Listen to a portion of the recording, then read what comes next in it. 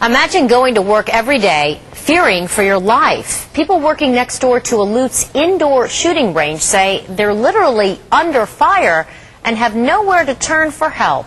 Taking Action reporter Jackie Calloway found out there's no easy fix for their problem. The smoking barrel set up target practice for customers back in April.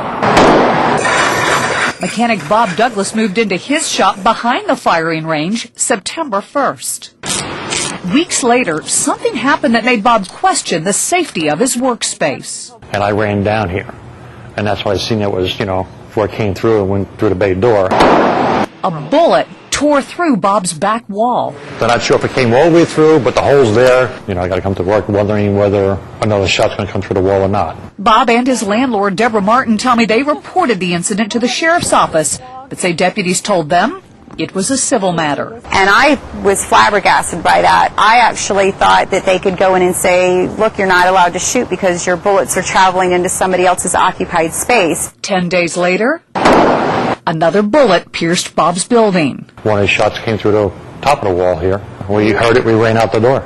I spoke with one of the owners by phone. Heather Perry says they're aware of 2 bullets that have gotten out of their building.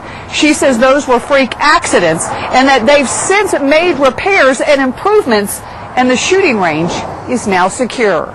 He thinks that that piece of metal is going to stop it. And Bob says the reinforced wall failed to stop a third bullet. This one came through the back wall, through the garage bay door here.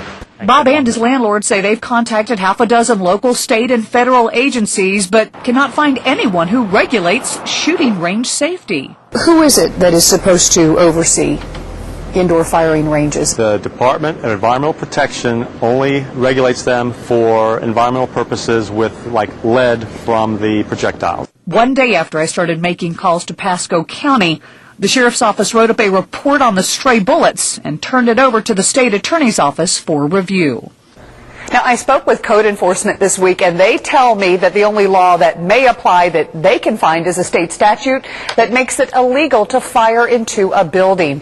Meanwhile, the Smoking Barrel's landlord says the business has failed to pay rent for the last 3 months, and he's trying to evict the owners. Now, if you're having a consumer problem and you'd like us to get involved, just pick up the phone. Our number is 866-428-NEWS, or you can fire me an email, Jackie@abcactionnews.com.